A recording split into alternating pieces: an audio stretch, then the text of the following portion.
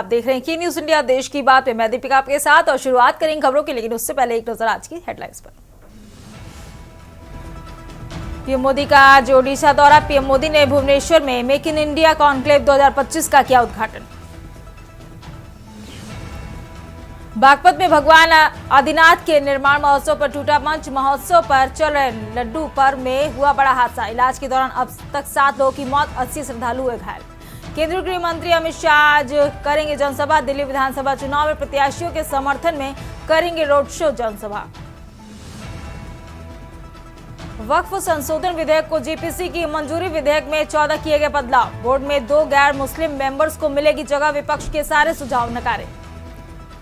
बलिया में मौनी अमावस्या पर स्टेशन पर यात्रियों का दबाव। रेलवे स्टेशन पर महाकुंभ स्नान के लिए भारी भीड़। स्टेशन पर 8 घंटे से इंतजार कर रहे यात्री।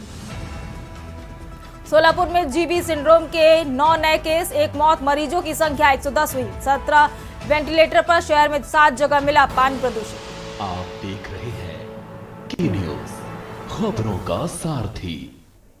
रुक करते खबरों की ओर। खबर आपको पुणे से बता रहे हैं, जहां गुइलेन बैरे में सिंड्रोम के बढ़ते मामलों ने स्वास्थ्य विभाग की चिंताएं बढ़ा दी हैं। रविवार को जीपीएस से पुणे में पहली मौत हुई है। सोलापुर के एक मरीज ने दम तोड़ दिया है। इसके बाद स्वास्थ्य विभाग सतर्क हो गया है। हफ्ते भर में महाराष्ट्र में जीबीएस के 73 नए केस सामने आए हैं। इस बीच पुणे में इस बीमारी के 101 एक्टिव केस सामने आ चुके हैं। इनमें 19 साल से कम उम्र के बच्चे भी शामिल हैं। स्थिति गंभीर होती जा रही है। स्वास्थ्य विभाग की ओर से आधिकारिक प्रेस नोट जारी कर विभाग ने इसकी जानकारी दी है, जिसके मुताबिक प्रदेश में जीबीएस के 101 बीमारों में 68 पुरुष, 33 महिलाएं हैं। 19 बच्चे हैं जिनकी उम्र करीब 9 साल से कम है। 50 से लेकर 83 साल की उम्र के 23 मरीज हैं। वहीं 16 मरीजों को वेंटिलेटर पर रखा गया है। गुइलेन बैरी सिंड्रोम के प्रमुख लक्षणों में मांसपेशियों में अचानक कमजोरी, खासकर पैरों और हाथों में झुनझुनी या फिर सुन्नता शामिल है। रोगी को संतुलन बनाने में कठिनाई और चलने में परेशानी का सामना करना पड़ रहा है। गंभीर मामलों में सांस लेने में दिक्कत, तेज दिल की धड़कन और ब्लड प्रेशर में बदलाव भी देखने को मिलते हैं। यह लक्षण तेजी से बढ़ सकते हैं, जिससे स्थिति गंभीर हो सकती है।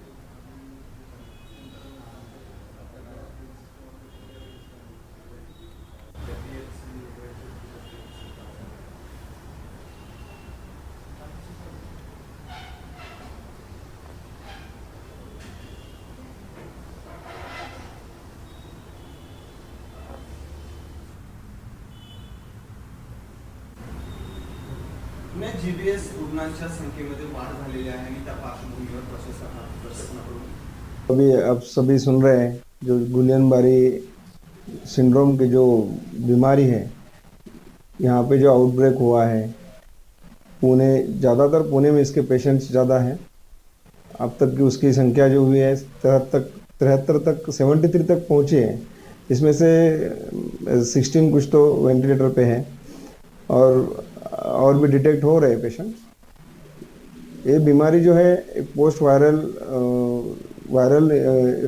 वायरल कंडीशन में ही होती है। मतलब जैसे डायरिया वगैरह हो जाएगा, डायरिया, उल्टी, इसके बाद ही इसके सिम्टम्स स्टार्ट होते हैं। मतलब अचानक से वीकनेस आ जाना, अपने जो पैर, हाथ, ज़्यादातर पैरों में इसका लोअर लिम्स में वीकनेस आ जाता है। वो 6 घंटे में भी हो सकता है या फिर 2-3 दिन में भी इसके वीकनेस बढ़ते जा सकता है। हाथ पैरों में झुंझुनाहट होना, वीकनेस आ जाना, चलने में कमजोरी होना, ये सब चीज़ें हो सकती हैं। अचानक से न्यूरोलॉजिकल कंडीशंस आपकी बिगड़ सकती हैं।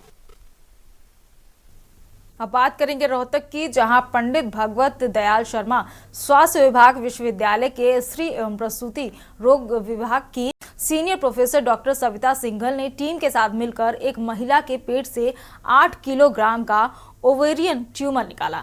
इस तरह चिकित्सा विज्ञान की बदौलत मरीज को उसका नया जीवन मिला है। निश्चेतन विभाग के डॉक्टर एच.के. अग्रवाल, निदेशक डॉक्टर एस.के. सिंघल और चिकित्सा अधीक्षक डॉक्टर कुंदन मित्तल ने बधाई देते हुए डॉक्टर सविता की सराहना की। सभी ने कहा कि निश्चित तौर पर महिला को नई जिंदगी प्राप्त हुई है। डॉक्टर मोनिका दलाल, डॉक्टर शिखा मदान, डॉक्टर प्रेरणा, डॉक्टर रेणु बाला व डॉक्टर मयूरी आदि ने भी डॉक्टर सविता को बधाइयां दी।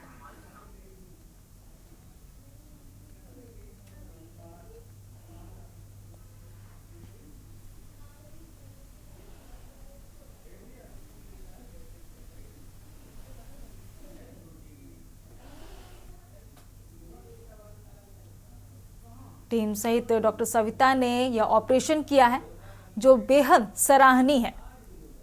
महिला के शरीर से निकाला गया है करीब 8 किलो का ट्यूमर और इसे महिला को एक नए जीवन के रूप में देखा जा सकता है। नया जीवन उसे मिला है। डॉक्टर सविता की सभी ने खूब प्रशंसा की है।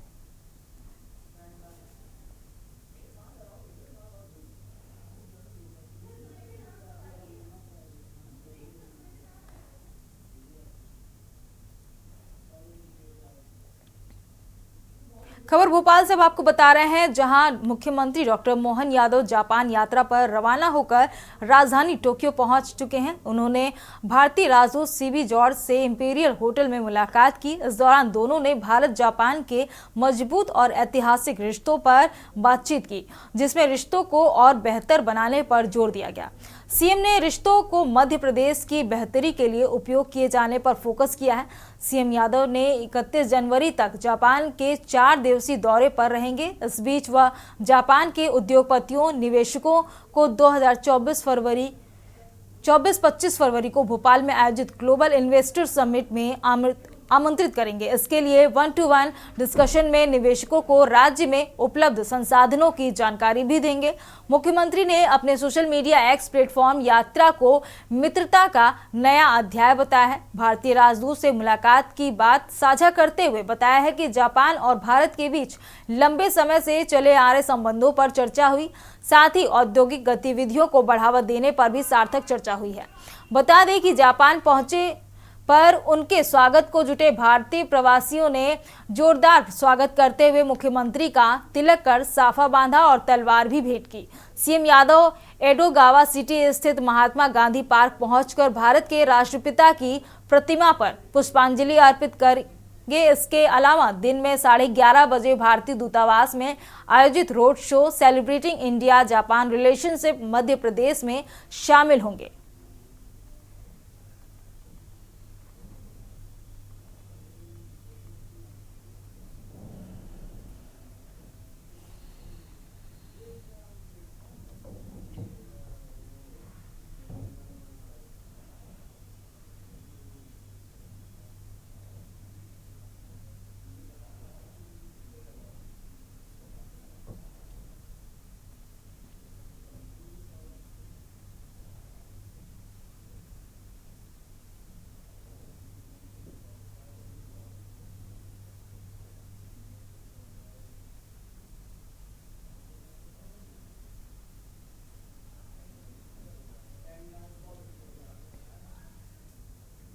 देश की बात में बात करेंगे राजधानी लखनऊ के, जहां विवादों में घिरी सेंट्रल जोन की ट्रांसफर लिस्ट।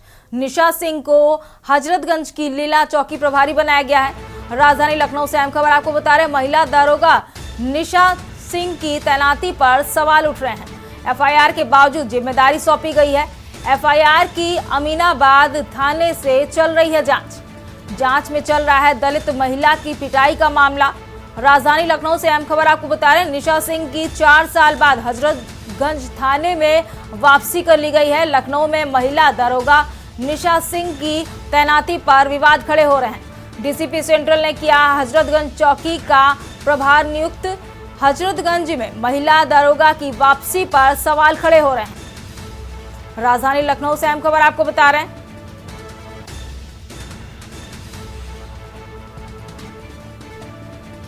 निशा सिंह की 4 साल बाद हजरतगंज थाने में तैनाती हो गई है। लखनऊ में महिला दारोगा निशा सिंह की तैनाती पर सवाल खड़े हो रहे हैं।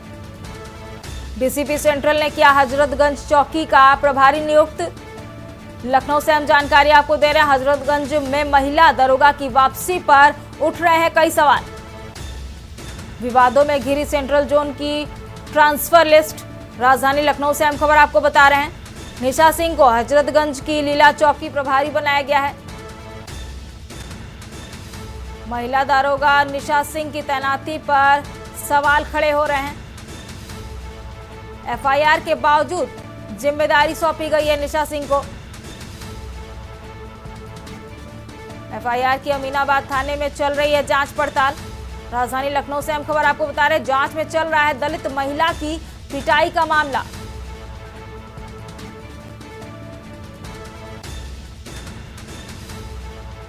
राजधानी लखनऊ से हम खबर आपको बता रहे हैं, लखनऊ में महिला दरोगा निशा सिंह की तैनाती पर विवाद खड़े हो रहे हैं।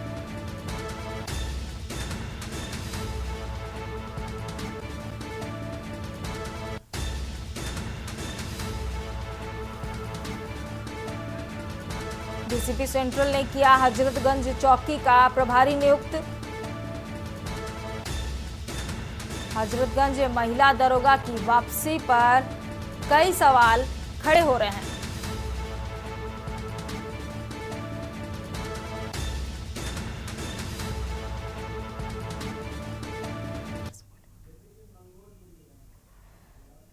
सीधा आपको लेकर चलते हैं दिल्ली, जहां दिल्ली की मंगोलपुरी विधानसभा में सीएम योगी आदित्यनाथ पहुंच चुके हैं। क्या कुछ कह रहे हैं, सुन लेते हैं। भारत का दर्शन हो रहा है और नए भारत का दर्शन हम सबको कराया है इस देश के यशस्वी प्रधानमंत्री श्री नरेंद्र मोदी जी ने। आप मुझे बताइए कि इतना बड़ा आयोजन उत्तर प्रदेश के प्रयागराज में हो रहा है और सफलतम आयोजन इसलिए हो पा रहा है क्योंकि उत्तर प्रदेश में भी भाजपा की सरकार और केंद्र में भी मोदी जी के नेतृत्व में भारतीय जनता पार्टी की सरकार, ये डबल इंजन की सरकार जब मिलती है तो कोई भी कार्यक्रम पूरी भव्यता के साथ, पूरी दिव्यता के साथ आगे बढ़ता है और प्रयागराज में वही दर्शन हम सबको हो रहा है। बहनों और भाइयों, 2025 का जनवरी माह भव्य और दिव्य महाकुंभ के लिए और 2024 का जनवरी माह एक भव्य और नव्य अयोध्या के लिए जानी जाती है। याद करिए, अयोध्या में 500 वर्षों तक इंतजार करना पड़ा, लेकिन जब उत्तर प्रदेश में डबल इंजन की भाजपा की सरकार आई तो अयोध्या में 500 वर्षों का बैरियर समाप्त हुआ, भगवान श्री राम के भव्य मंदिर का मार्ग प्रशस्त हुआ और अंततः 22 जनवरी 2024 को प्रधानमंत्री मोदी जी के नेतृत्व में उनके कर कमलों से अयोध्या में रामलला की मूर्ति की प्राण प्रतिष्ठा का कार्यक्रम संपन्न हुआ। बहनों और भाइयों, ये नया भारत है। नया भारत पूरी मजबूती के साथ, बिना रुके, बिना टिके, बिना थके अपनी विकास की यात्रा को अभी आगे बढ़ा रहा है, विरासत को भी सम्मान दे रहा है, देश की सीमाओं को भी सुरक्षित कर रहा है, आंतरिक सुरक्षा की स्थिति को सुदृढ़ कर रहा है। बिना भेदभाव के योजनाओं का लाभ गांव, गरीब, किसान, नौजवान, महिलाएं, समाज के प्रत्येक तबके को दे रहा है। ये नए भारत पर हम सब भारतवासियों को गौरव की अनुभूति होती है कि हमारा देश भी दुनिया में विकसित भारत बनने की ओर अग्रसर हो रहा है। लेकिन बहनों और भाइयों, एक तरफ भारत आगे बढ़ रहा है, भारत की विकास की दर दुनिया के अंदर सर्वाधिक है, विरासत का सम्मान करते हुए भारत नित नए प्रतिमान को स्थापित कर रहा है। दूसरी तरफ, दूसरी ओर दिल्ली के अंदर यहां पर जो राज्य सरकार पिछले 10-11 वर्षों से चल रही है, यह अराजकता का एक पर्याय बनकर के रह गई है। बहनों और भाइयों, देश के अंदर आजाद भारत की पहली ये राज्य सरकार है और पहली पार्टी है जिस सरकार पर और जिस पार्टी पर भ्रष्टाचार का मुकदमा दर्ज हो रखा है। न केवल इनके नेता बल्कि आम आदमी पार्टी स्वयं भी आज के दिन पर भ्रष्टाचार के अपराधी बनकर के कटघरे में खड़ी हुई है। किस नैतिकता से जनता जनार्दन के पास जाकर के वोट मांग रहे हैं। बहनों और भाइयों, याद करिए 2013 में जब श्री अन्ना हजारे जी के नेतृत्व में दिल्ली के अंदर जन लोकपाल के लिए लंबा आंदोलन चल रहा था, जन लोकपाल, लेकिन दिल्ली के अंदर आम आदमी पार्टी की सरकार बनी। जन लोकपाल के मुद्दे को इन्होंने एक तरफ फेंक दिया। सिटीजन चार्टर की बात कही थी जिसमें जनता के प्रति जवाबदेही की ये लोग बात करते थे, लेकिन जनता के प्रति इनकी जवाबदेही क्या है। दिल्ली के अंदर अभी मैं आ रहा था, जब मुझे मंगोलपुरी की सभा में भाग लेने के लिए आना था, गाजियाबाद से मैं बाई रोड आपके पास आया हूं। सड़कें कितनी खराब है अंदाजा लगाना स्वयं कठिन है। आप स्वयं इसका अंदाजा लगा सकते हैं, क्योंकि रोज भुक्तभोगी होते हैं, रोज गिरते हैं, रोज ठोकरें खाते हैं। अंदाजा लगा सकते हैं क्या ये दिल्ली के अंदर की सड़कें होनी चाहिए थी क्या? सीवर सड़कों पे बह रहा है। पेयजल के लिए आपको टैंकर का सहारा लेना पड़ता है, और टैंकर भी प्रतिदिन नहीं आता है। कहीं सप्ताह में 1 दिन आता है, कहीं 2 दिन आता है।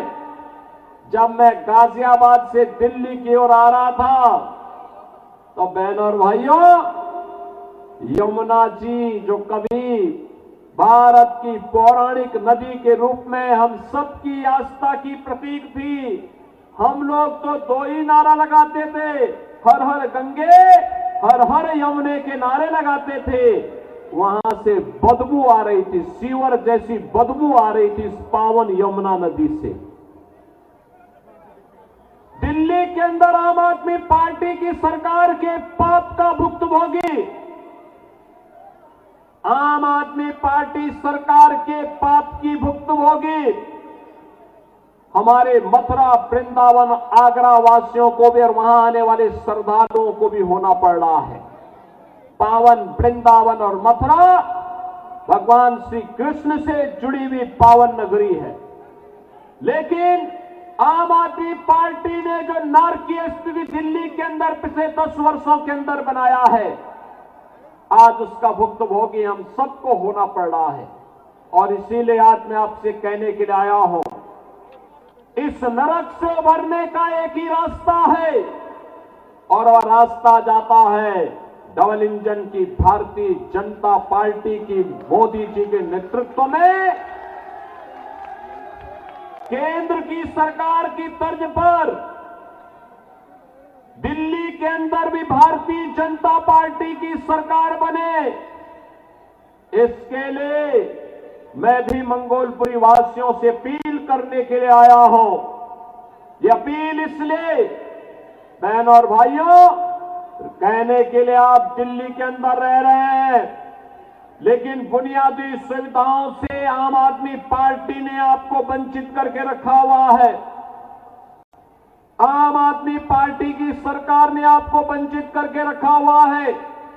न बिजली सही मिलती है, न शुद्ध पेयजल की व्यवस्था है, न सीवर की व्यवस्था है, न अच्छे स्वास्थ्य केंद्र की व्यवस्था है, न अच्छे शिक्षा के केंद्रों की व्यवस्था है, और नहीं कोई रोजगार की सही व्यवस्था ही आम आदमी पार्टी ने पाई है। इसने तो बंदर बांट करके रखा हुआ है, हर एक कार्य में डकैती पड़ती है। मैं एक उदाहरण आपको देना चाहता हूं। इसने यहां के नागरिकों के हकों पर डकैती डाली है। एक होता है श्रमिक कल्याण बोर्ड, और श्रमिक कल्याण बोर्ड के माध्यम से श्रमिकों को के द्वारा जो सेस दिया जाता है, उस बीओसी बोर्ड के माध्यम से उस पैसे को श्रमिकों के वेलफेयर के लिए खर्च किया जाता है। आम आदमी पार्टी ने यहां के व्यापारियों को, यहां के नागरिकों का तो शोषण किया ही, उन गरीब श्रमिकों का भी शोषण किया है। और मैं श्री अरविंद केजरीवाल जी से कहना चाहूंगा कि पिछली बार जब मैं आया था तब मैंने कहा था कि केजरीवाल जी, अरविंद केजरीवाल जी, मेरी बातों को अगर आप सुन रहे होंगे थोड़ा गंभीरता से सोचिए। मैंने पिछली बार कहा था, मैं यहां 23 जनवरी को आया था और मैंने 24 जनवरी को कहा था, 22 जनवरी के बारे में कहा था कि 22 जनवरी को हमारी सरकार, मेरे पूरे मंत्रिमंडल के सहयोगी प्रयागराज की त्रिवेणी में जाकर के मां गंगा, यमुना और सरस्वती की त्रिवेणी के संगम में डुबकी लगा करके पुण्य के भागीदार बने। हमने आचमन भी किया, स्नान भी किया। लेकिन अगर आप में नैतिक साहस होता तो आप भी इस दौरान यमुना जी में अपने मंत्रियों को लेकर के जाते, डुबकी लगाते। मैं भी मानता कि आपने मां यमुना के लिए कुछ किया है। आप नहीं किए, आप में साहस नहीं कि आप वहां जा पाए। खैर, हम जबरदस्ती डुबकी लगाने के लिए किसी को बाध्य नहीं कर सकते, लेकिन एक बात जरूर है, श्रमिकों के हितों से जुड़ा हुआ महत्वपूर्ण मुद्दा है श्रममेव जयते के इन मंत्रों पर हम विश्वास करते हैं। मैं आपसे पूछना चाहता हूं, आपके लोगों ने, आपकी पार्टी ने, आपके नेताओं ने बीओसी बोर्ड के श्रमिकों के सेस के पैसे का दुरुपयोग करके बंदर बांट किया है। और मैं कहना चाहूंगा, जो सैकड़ों करोड़ का बंदर बांट हुआ है, अगर श्रमिकों के हितों में लगा होता तो यहां का श्रमिक और उसका परिवार बदहाल नहीं होता। मैं तो आपसे कहना चाहूंगा, एक बार आइए उत्तर प्रदेश में अटल आवासीय विद्यालयों को देखें। श्रमिकों के बच्चे भी देश के अंदर वर्ल्ड क्लास इंफ्रास्ट्रक्चर के आधुनिक शिक्षा के केंद्रों में अध्ययन कर सकते हैं। उनकी लॉजिंग, फूडिंग की व्यवस्था उत्तम हो सकती है। आपको उत्तर प्रदेश में आकर के मॉडल देखना चाहिए। अटल आवासीय विद्यालय में आकर के देखिए, उत्तर प्रदेश सरकार ने आदरणीय प्रधानमंत्री जी के मार्गदर्शन में ये मॉडल हल कमिश्नरी स्तर पर उपलब्ध करवाया है। अगर आप भी दिल्ली के अंदर करेंगे तो दिल्ली के लाखों श्रमिक इसका लाभ उठाएंगे। बहनों और भाइयों, एक तरफ दिल्ली के अंदर स्वच्छता का यह मुद्दा, दिल्ली के अंदर बुनियादी सुविधाओं का मुद्दा, और दूसरी तरफ आम आदमी पार्टी ने देश की सुरक्षा में भी सेंध लगाने के किसी भी प्रकार के षड्यंत्र से हमेशा अपना जुड़ाव रखा है। आपने देखा होगा, इन्होंने आधार बनाने की मशीन अपने नेताओं को वितरित कर दी, अपने विधायकों को वितरित कर दी, और उसके माध्यम से उन्होंने बांग्लादेशी घुसपैठियों को, रोहिंग्याओं को भी आधार कार्ड बनाने का पाप किया है। और यहां पर दिल्ली के अंदर ओखला में औद्योगिक निवेश की बजाय यहां पर उन्होंने उन लोगों को, बांग्लादेशी घुसपैठियों को बसा करके दिल्ली के हकों पर कुठाराघात करने का पाप भी किया है।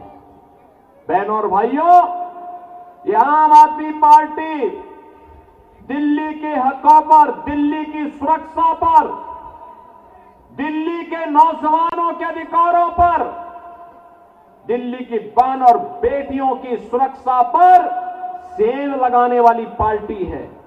इस पार्टी को कभी बर्दाश्त नहीं किया जाना चाहिए। ये भ्रष्टाचार की जननी है, अराजकता का कारण है, अव्यवस्था का कारण बनने वाली पार्टी है। और इसलिए मेरी आप सबसे अपील है, भारतीय जनता पार्टी ने आज आपको एक घोषणा पत्र दिया है दिल्ली के लिए। दिल्ली के लिए घोषणा पत्र न केवल राष्ट्रीय राजधानी होने के नाते, बल्कि दिल्ली के नौजवानों के लिए, दिल्ली के व्यापारियों के लिए, दिल्ली के श्रमिकों के लिए, दिल्ली की बहन और बेटियों के लिए अत्यंत महत्वपूर्ण है। और राष्ट्रीय राजधानी होने का गौरव दिल्ली के प्रत्येक क्षेत्र के नागरिकों को उपलब्ध करवाने का एक अवसर भी है। बहनों और भाइयों, विकास डबल इंजन की सरकार से ही आगे बढ़ता है। अलग अलग राग अलापने से नहीं हो सकता है। आज आप प्रयागराज में जो भव्य और दिव्य कुंभ देख रहे हैं, इसलिए क्योंकि डबल इंजन की सरकार है। आज आप अयोध्या में एक नई अयोध्या के दर्शन कर रहे हैं, दिव्य और नव्य अयोध्या के दर्शन कर रहे हैं, इसलिए क्योंकि डबल इंजन की सरकार है। और डबल इंजन की सरकार ऐसा कार्य करती है, एक और भगवान राम का भव्य मंदिर का निर्माण करती है, तो दूसरी ओर अयोध्या के इंटरनेशनल एयरपोर्ट का नामकरण महर्षि वाल्मीकि के नाम से भी करती है।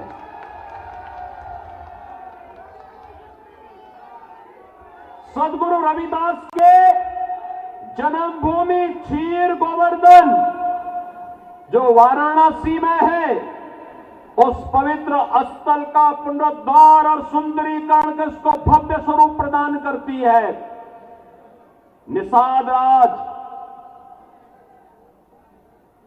का पावन श्रृंगवेरपुर में भगवान राम और निषाद राज की 56 फुट ऊंची प्रतिमा को एक भव्य कॉरिडोर के माध्यम से जनता जनार्दन के लिए उपलब्ध करवाने का कार्य करती है। बहनों और भाइयों, ये डबल इंजन सरकार के कारण ही है। ये डबल इंजन सरकार का ही परिणाम उत्तर प्रदेश के अंदर है कि उत्तर प्रदेश आज एक्सप्रेसवे में नंबर 1 है, रेलवे के नेटवर्क में नंबर 1 है, सबसे अधिक मेट्रो का संचालन करने वाले सिटी उत्तर प्रदेश के अंदर है, सबसे अधिक हाईवे का नेटवर्क और सबसे अधिक रेलवे का नेटवर्क भी आज उत्तर प्रदेश के पास है, क्योंकि उत्तर प्रदेश में डबल इंजन की भाजपा की सरकार है। और डबल इंजन की इसी सरकार को आगे बढ़ाने के लिए आज दिल्ली वासियों से मैं अपील करने के लिए आया हूं। अगर आपको इंफ्रास्ट्रक्चर देखना है, थोड़ा दूर नहीं, आज दिल्ली से सटे हुए गौतम बुद्ध नगर जनपद और गाजियाबाद के इंफ्रास्ट्रक्चर और दिल्ली के अंदर आम आदमी पार्टी के द्वारा 10 वर्ष के अंदर जिस प्रकार की अराजकता और अव्यवस्था दिल्ली के अंदर फैलाई गई है, इसकी थोड़ा तुलना करेंगे और उसी का परिणाम है कि दिल्ली के अंदर से लोग अब बसने के लिए नोएडा और गाजियाबाद की तरफ भाग रहे हैं। बहनों और भाइयों, मैं आप सबसे अपील करूंगा, ये चुनाव में तमाम प्रकार के झूठे नारे देंगे, झूठे वायदे करेंगे। आम आदमी पार्टी के झूठे नारों और वायदों में जाने की आवश्यकता नहीं। जो व्यक्ति अपने गुरु अन्ना हजारे जी को धोखा दे सकता हो, जिस व्यक्ति के कैबिनेट के ज्यादातर लोग जेलों की सलाखों के अंदर बंद हो चुके हो, जो पार्टी स्वयं अपराध के और भ्रष्टाचार के दलदल में धंसी हुई हो, उन पर विश्वास करने की आवश्यकता नहीं। याद करना, जब भी दिल्ली के इंफ्रास्ट्रक्चर को मजबूत करने के लिए केंद्र में मोदी जी के नेतृत्व की भारतीय जनता पार्टी सरकार ने दिल्ली की आम आदमी पार्टी सरकार को कहा, इनका जवाब नकारात्मक रहा है। मेट्रो में सहयोग करने का हो, देश की पहली रैपिड रेल के संचालन का हो, या फिर दिल्ली मेरठ 12 लेन के एक्सप्रेसवे का मुद्दा हो, या eastern and western peripheral expressway के निर्माण के मुद्दे का हो। याद करना, प्रत्येक में यूपी के अंदर की भाजपा की सरकार ने केंद्र की सरकार के साथ मिलकर काम किया, परिणाम है eastern and western peripheral UP के अंदर समय से पहले पूरा हो गया। दिल्ली मेरठ 12 लेन का एक्सप्रेसवे यूपी के अंदर हो गया, लेकिन दिल्ली के अंदर आम आदमी पार्टी सरकार ने योगदान नहीं दिया। ऐसे ही दिल्ली मेट्रो का पैसा भी दबाई हुई है, रैपिड रेल का पैसा भी सहयोग नहीं किया।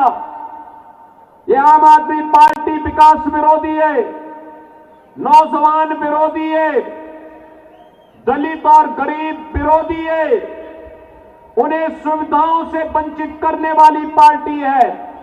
यह अखंड भ्रष्टाचार में डूबी है, यह आपकी आस्था के साथ खिलवाड़ करने वाली पार्टी है। और इसीलिए मेरी आप सबसे अपील है कि भारतीय जनता पार्टी ने अपने एक अनुभवी और सुयोग्य प्रत्याशी को मंगोलपुरी में आपके बीच में उतार करके आपसे फिर से अपील करने के लिए भेजा है। श्री राजकुमार चौहान जी को भारतीय जनता पार्टी ने अपना प्रत्याशी बना करके आपके बीच उतारा है।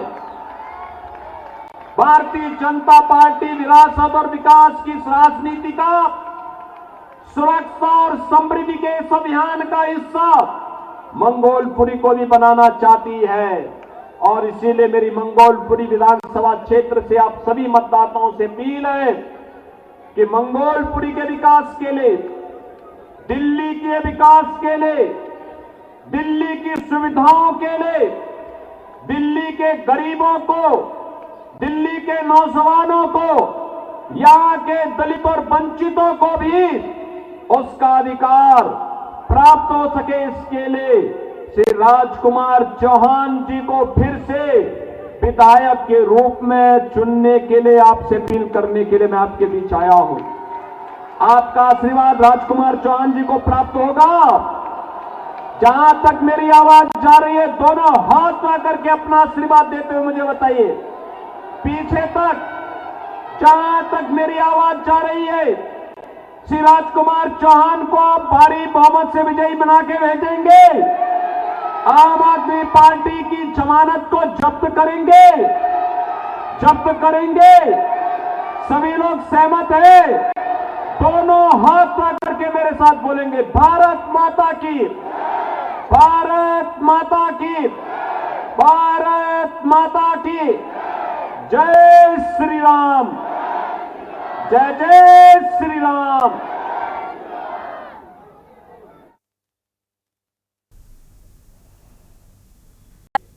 अभी आप सुन रहे थे दिल्ली के मंगोलपुरी विधानसभा से सीएम योगी आदित्यनाथ को, जो जनसभा को संबोधित कर रहे थे। रुकते हैं छोटे से ब्रेक के लिए, जल्द हाजिर होंगे। आप देख रहे हैं के न्यूज, खबरों का सारथी। ब्रेक के बाद एक बार फिर आप सभी का स्वागत है और रुक करते हैं खबरों की ओर। खबर आपको लखनऊ से बता रहे हैं, जहां अलीगंज में आईएनबी की छापेमारी, गांजा बरामद किया गया है। अलीगंज में आईएनबी ने की 3 घंटे तक छापेमारी। राजधानी लखनऊ से अहम खबर आपको बता रहे हैं, आईएनबी की छापेमारी से अलीगंज में हड़कंप मच गया। 3 लोग गिरफ्तार कर लिए गए। अधिवक्ता के घर और चैम्बर से गांजा बरामद किया गया है। अलीगंज के डंडैया मार्केट में आईएनबी का तगड़ा छापा। वकील अभिषेक मिश्रा के चैम्बर से गांजा बरामद किया गया है। राजधानी लखनऊ से अहम खबर आपको बता रहे हैं, आईएनबी की छापेमारी में गांजा तस्करी का बड़ा खुलासा हुआ है। आईएनबी ने गांजा तस्करी के आरोप में 3 लोगों को पकड़ा है। राजधानी लखनऊ से अहम खबर आपको बता रहे हैं, आईएनबी की छापेमारी में गांजा तस्कर पकड़ा गया है। गांजा तस्करी के 3 आरोपी को पकड़ लिया गया है। अलीगंज में आईएनबी की छापेमारी। राजधानी लखनऊ से अहम खबर आपको बता रहे हैं, अलीगंज में आईएनबी ने की 3 घंटे तक छापेमारी।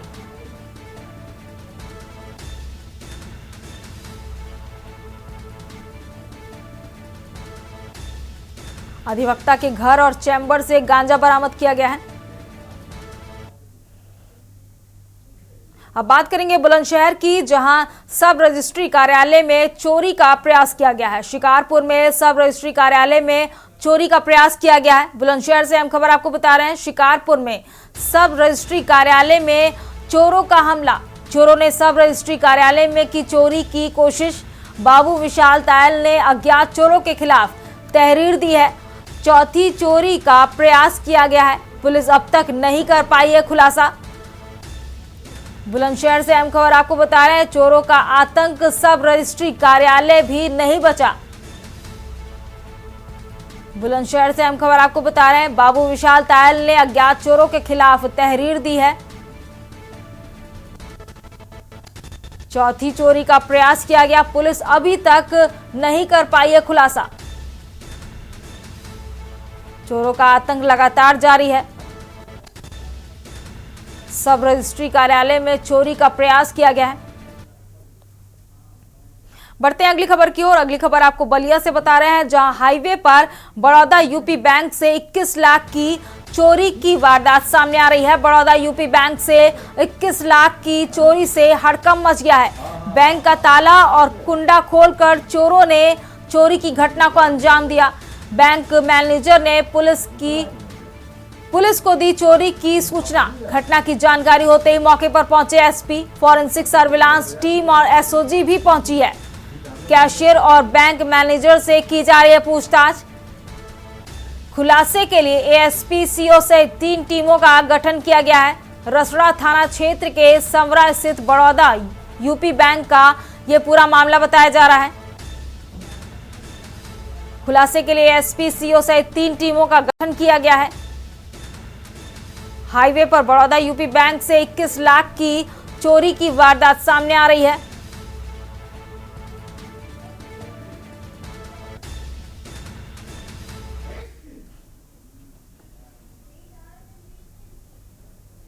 करीब डायल 100 के माध्यम से सूचना मिली कि क्षेत्र के सौरा में बैंक ऑफ बड़ौदा की एक ब्रांच है, उसमें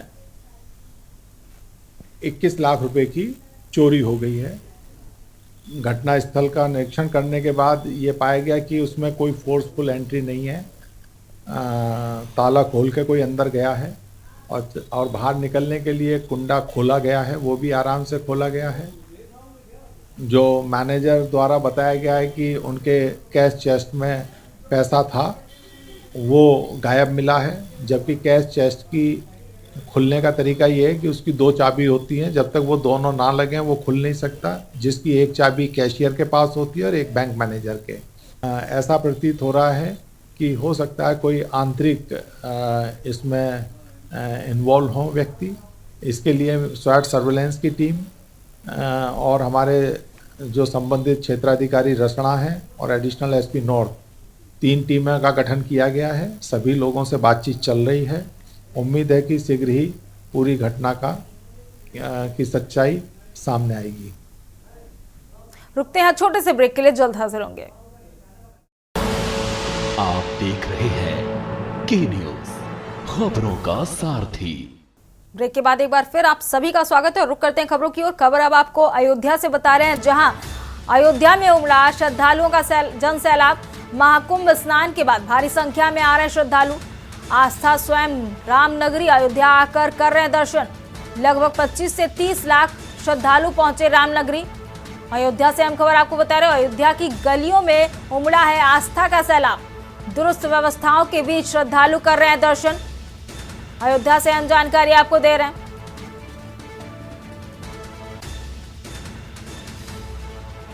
25 से 30 लाख श्रद्धालु पहुंच रहे हैं रामनगरी अयोध्या। अयोध्या की गलियों में उमड़ा है आस्था का सैलाब। दुरुस्त व्यवस्थाओं के बीच श्रद्धालु कर रहे हैं दर्शन पूजन। अयोध्या में उमड़ा श्रद्धालुओं का जनसैलाब।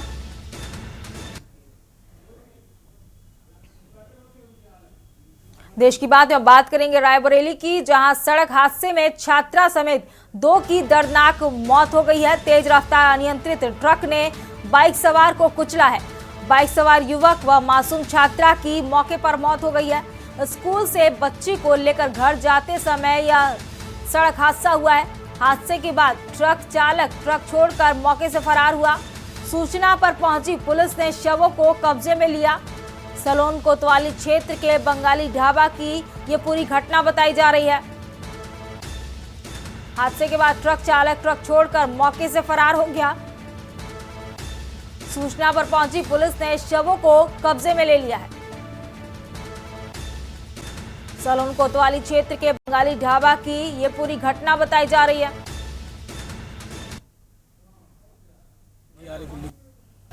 अच्छा, तो जो चोटिल हुए हैं क्या नाम है उनका? राजकरण यादव। राजकरण यादव। और कौन था उनके साथ? अद्विका यादव। अद्विका यादव। तो राजकरण यादव की उम्र कितनी है? लगभग 50 से 55 साल होंगे। 50 से 55 साल। और बेटी की? 4 साल। 4 साल। तो मौके से ड्राइवर भाग गया क्या? जी जी। खबर बलिया से आपको बता रहे हैं, जहां कल मौनी अमावस्या पर होने वाले स्नान के लिए प्रयागराज महाकुंभ स्नान करने जाने के लिए बलिया रेलवे स्टेशन पर हजारों की भीड़ लग गई है। लोग ट्रेन से प्रयागराज जाना चाह रहे हैं, पर स्टेशन पर भीड़ इतनी ज्यादा है कि लोग ट्रेन में चढ़ नहीं पा रहे हैं। महाकुंभ स्नान के लिए जाने वाले एक स्नानार्थी का कहना है कि वो अपने पूरे परिवार के साथ कुंभ स्नान जाने के लिए रेलवे स्टेशन पर आया है और 8 घंटे से इंतजार कर रहा है, पर जो ट्रेन आ रही है वो यात्रियों से भर जा रही है और ट्रेन का दरवाजा भी नहीं खुल रहा है। जो स्पेशल ट्रेन यहाँ से चल रही है उसमें चढ़ने के लिए इतनी भीड़ है कि लोग चढ़ नहीं पा रहे हैं।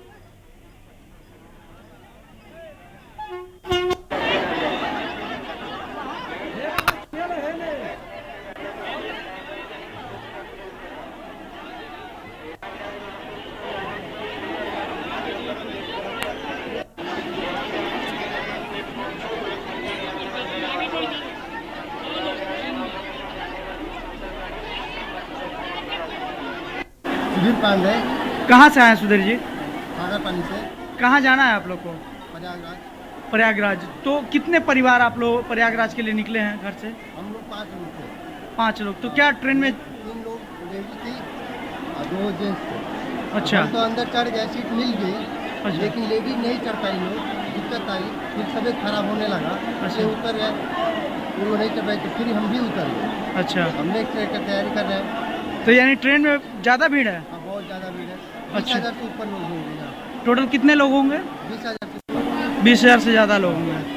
तो क्या मतलब इसमें जो महाकुंभ की स्पेशल ट्रेन चल रही है उसी में आप लोग सवार हुए थे? लेकिन वो कोई गनीमत नहीं है यहाँ पे।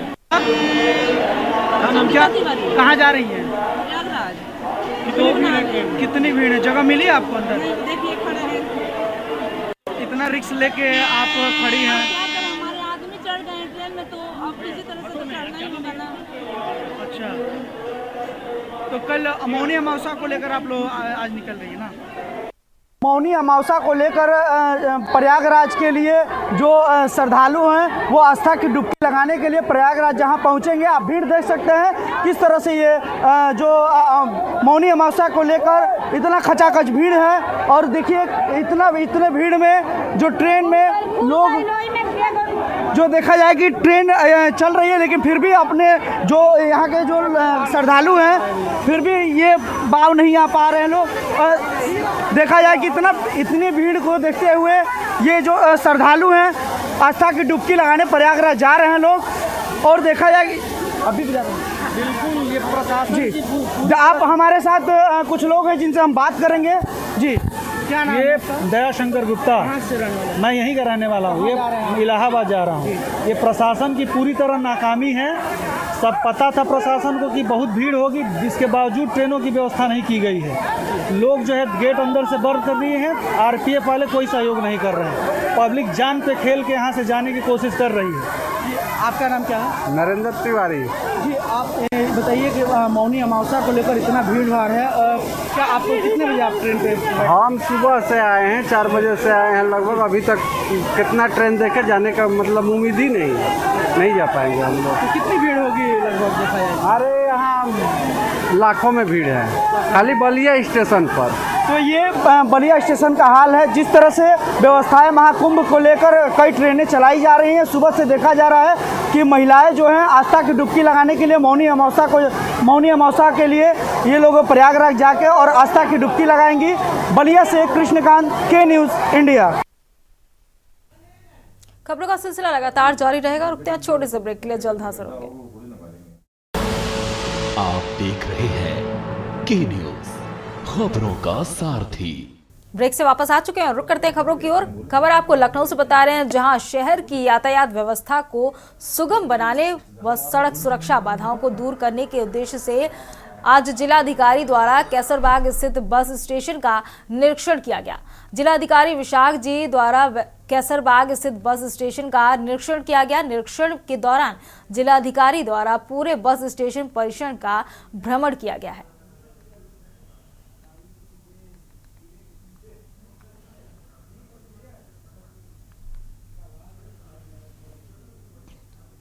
खबर फर्रुखाबाद से आपको बता रहे हैं, जहां मिनी कुंभ मेला श्री राम नगरिया में देर रात अचानक एक झोपड़ी में रखे गैस सिलेंडर में आग लग गई, जिससे मौके पर भगदड़ मच गई।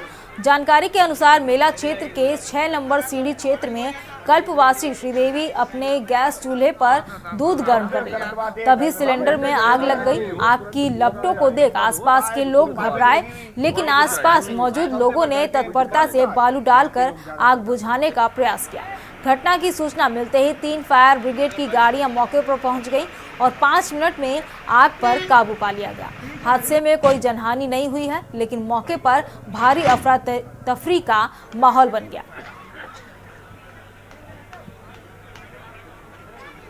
मुझे सूचना मिली कि छोटे बाबा के झोपड़ियों में आग लगी है। तुरंत गाड़ी घटनास्थल पहुंची, गाड़ी तुरंत पानी खुलवाया। पानी के साथ साथ मैंने तुरंत फायर एक्सटिंग्विशर निकाली।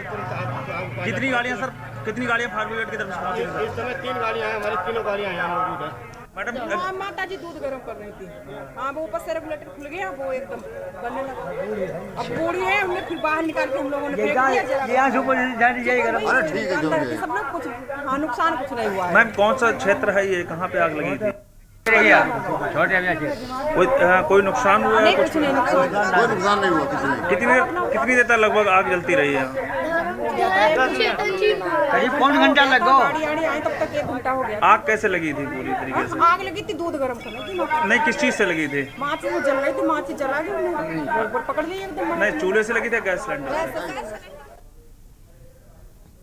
खबर बुलंदशहर से अब आपको बता रहे हैं, जहां एटीएम कार्ड बदलकर लोगों के खातों से पैसे निकालने वाले गिरोह के 2 गुर्गे गिरफ्तार कर लिए गए हैं।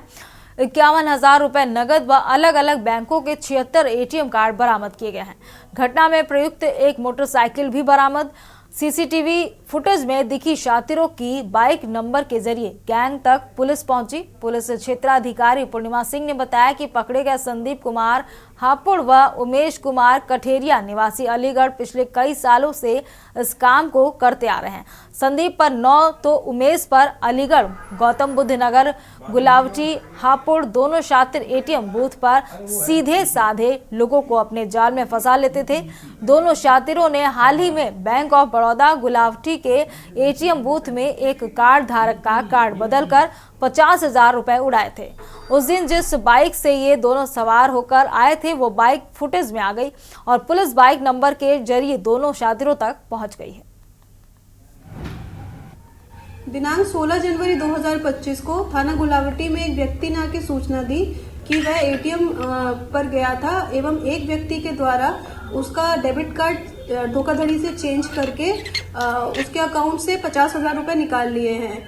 इस संबंध में थाना गुलावटी पुलिस के द्वारा मुकदमा पंजीकृत किया गया था एवं आज दिनांक 27 जनवरी 2025 को 2 अभियुक्त जिनका नाम उमेश कटेरिया निवासी अलीगढ़ एवं संदीप कुमार निवासी हापुड़ को चोरी किए हुए 51,000 रुपए, 76 ATM कार्ड एवं घटना में प्रयुक्त मोटरसाइकिल के साथ गिरफ्तार किया गया है। पूछताछ में इन अभियुक्तों ने बताया है कि यह सीधे साधे लोगों को टारगेट करते हैं एवं धोखाधड़ी से उनका ATM एक्सचेंज कर उनके अकाउंट से पैसे निकाल लिए जाते हैं। गिरफ्तार अभियुक्तों को न्यायिक अभिरक्षा में भेजा जा रहा है एवं अग्रिम कार्रवाई प्रचलित है। रुक करते हैं अगली खबर का। अगली खबर आपको 9 से बता रहे हैं, जहां सफीपुर कोतवाली क्षेत्र के सराय अख्तियारपुर के पास पुलिस को गौ तस्करों से मुठभेड़ करने के लिए मजबूर होना पड़ा। मनभर गौ तस्करों ने जांच के लिए रोकने का प्रयास करने पर PRV वाहन 6597 को टक्कर मारकर क्षतिग्रस्त कर दिया। गौ तस्कर कुछ आगे बढ़ने के बाद ट्रक छोड़कर भाग निकले, इसलिए ट्रक छोड़कर भागे गौ तस्करों की तलाश में पुलिस ने सघन चेकिंग अभियान छोड़ा।